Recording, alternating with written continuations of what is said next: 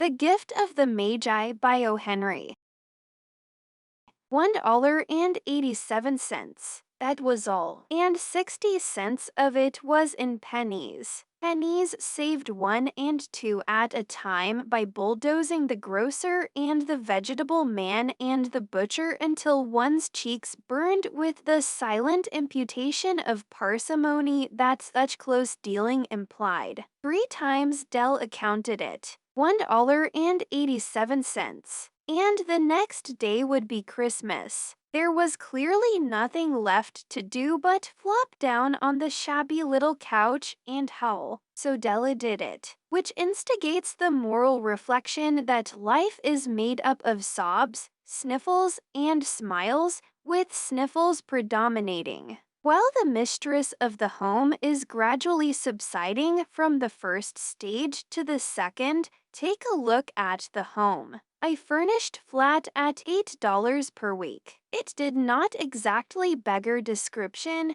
but it certainly had that word on the lookout for the mendicancy squad. In the vestibule below was a letterbox into which no letter would go, and an electric button from which no mortal finger could coax a ring. Also appertaining thereunto was a card bearing the name Mr. James Dillingham Young. The Dillingham had been flung to the breeze during a former period of prosperity when its possessor was being paid $30 per week. Now, when the income was shrunk to $20, the letters of Dillingham looked blurred, as though they were thinking seriously of contracting to a modest and unassuming D. But whenever Mr. James Dillingham Young came home and reached his flat above, he was called Jim and greatly hugged by Mrs. James Dillingham Young, already introduced to you as Della, which is all very good. Della finished her cry and attended to her cheeks with the powder rag. She stood by the window and looked out dully at a grey cat walking a grey fence in a grey backyard. Tomorrow would be Christmas Day,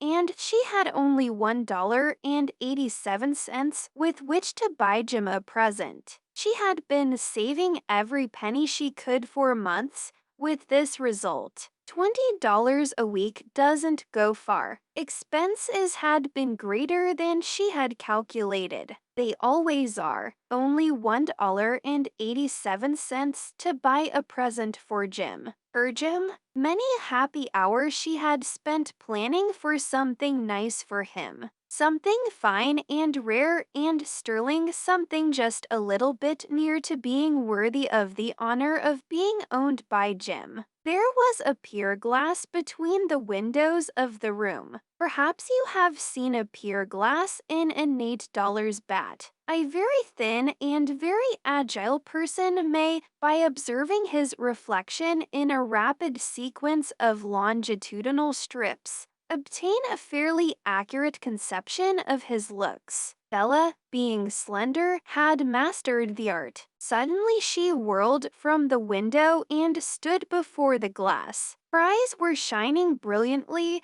but her face had lost its color within 20 seconds. Rapidly she pulled down her hair and let it fall to its full length. Now, there were 2 possessions of the James Dillingham Youngs in which they both took a mighty pride. One was Jim's gold watch that had been his father's and his grandfather's. The other was Della's hair. Had the Queen of Sheba lived in the flat across the air shaft, Della would have let her hair hang out of the window someday to dry just to depreciate Her Majesty's jewels and gifts. Had King Solomon been the janitor, with all his treasures piled up in the basement, Jim would have pulled out his watch every time he passed, just to see him pluck at his beard from envy. So now Della's beautiful hair fell about her, rippling and shining like a cascade of brown waters. It reached below her knee and made itself almost a garment for her, and then she did it up again nervously and quickly.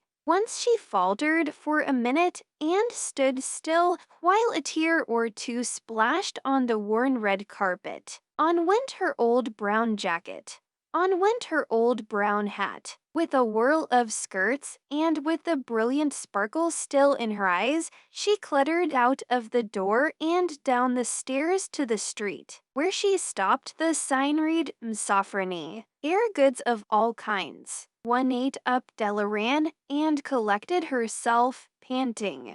Madame, large, too white, chilly, hardly looked the Safrani. Will you buy my hair? Asked Della. I buy hair, said Madame. Take your hat off and let's have a sight at the looks of it. Down rippled the brown cascade. $20, said Madame, lifting the mass with a practiced hand. Give it to me quick, said Della. Oh, and the next 2 hours tripped by on rosy wings. Forget the hashed metaphor. She was ransacking the stores for Jim's present. She found it at last. It surely had been made for Jim and no one else. There was no other like it in any of the stores, and she had turned all of them inside out. It was a platinum fob chain, simple and chaste in design, properly proclaiming its value by substance alone and not by meretricious ornamentation as all good things should do. It was even worthy of the watch. As soon as she saw it, she knew that it must be Jim's. It was like him. Quietness and value, the description applied to both. $21 they took from her for it, and she hurried home with the 78 cents. With that chain on his watch, Jim might be properly anxious about the time in any company. Brand as the watch was, he sometimes looked at it on the sly on account of the old leather strap that he used in place of a chain. When Della reached home, her intoxication gave way a little to prudence and reason. She got out her curling irons and lighted the gas, and went to work repairing the ravages made by generosity added to love, which is always a tremendous task, dear friends, a mammoth task. Within 40 minutes, her head was covered with tiny, close-lying curls that made her look wonderfully like a truant schoolboy. She looked at her reflection in the mirror long, carefully, and critically. If Jim doesn't kill me, she said to herself, before he takes a second look at me, he'll say I look like a Coney Island chorus girl. But what could I do? Oh, what could I do with $1.87? At 7 o'clock, the coffee was made and the frying pan was on the back of the stove, hot and ready to cook the chops. Jim was never late. Della doubled the fob chain in her hand and sat on the corner of the table near the door that he always entered. Then she heard his step on the stairway down on the first flight, and she turned white for just a moment. She had a habit of saying little silent prayers about the simplest everyday things, and now she whispered, "Please, God, make him think I am still pretty." The door opened and Jim stepped in and closed it. He looked thin and very serious. Poor fellow, he was only 22 and to be burdened with a family. He needed a new overcoat and he was without gloves. Jim stepped inside the door, as immovable as a setter at the scent of quail. His eyes were fixed upon Della, and there was an expression in them that she could not read, and it terrified her. It was not anger, nor surprise, nor disapproval, nor horror, nor any of the sentiments that she had been prepared for. He simply stared at her fixedly with that peculiar expression on his face. Della wriggled off the table and went for him. "Jim, darling," she cried, "don't look at me that way. I had my hair cut off and sold it because I couldn't have lived through Christmas without giving you a present. It'll grow out again, you won't mind, will you? I just had to do it. My hair grows awfully fast. Say Merry Christmas." Jim, and let's be happy. You don't know what a beautiful, nice gift I've got for you. You've cut off your hair, asked Jim laboriously, as if he had not arrived at that patent fact yet, even after the hardest mental labor. Cut it off and sold it, said Della. Don't you like me just as well, anyhow? I'm me without my hair, ain't I? Jim looked about the room curiously. You say your hair is gone, he said, with an air almost of idiocy. You needn't look for it, said Della. It's sold, I tell you, sold and gone, too. It's Christmas Eve, boy. Be good to me, for it went for you. Maybe the hairs of my head were numbered, she went on with a sudden serious sweetness. But nobody could ever count my love for you. Shall I put the chops on, Jim?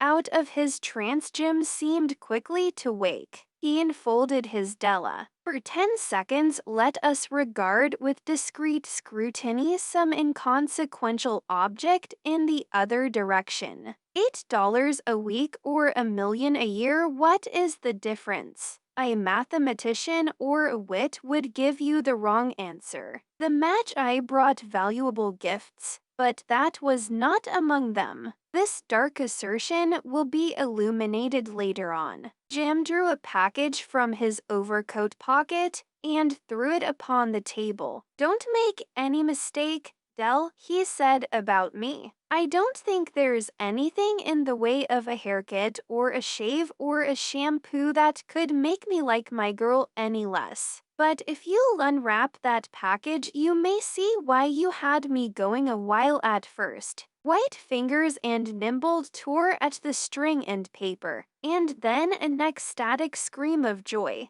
And then, alas, a quick feminine change to hysterical tears and wails, necessitating the immediate employment of all the comforting powers of the lord of the flat. For there lay the combs, the set of combs, side and back, that Della had worshipped for long in a Broadway window. Beautiful combs, pure tortoise shell, with jeweled rims, just the shade to wear in the beautiful vanished hair. They were expensive combs, she knew, and her heart had simply craved and yearned over them without the least hope of possession. And now they were hers, but the tresses that should have adorned the coveted adornments were gone. But she hugged them to her bosom, and at length she was able to look up with dim eyes and a smile and say, my hair grows so fast, Jim. And then Della leaped up like a little singed cat and cried, oh, oh. Jim had not yet seen his beautiful present. She held it out to him eagerly upon her open palm. The dull precious metal seemed to flash with a reflection of her bright and ardent spirit. Isn't it a dandy, Jim? I hunted all over town to find it. You'll have to look at the time 100 times a day now. Give me your watch. I want to see how it looks on it. Instead of obeying,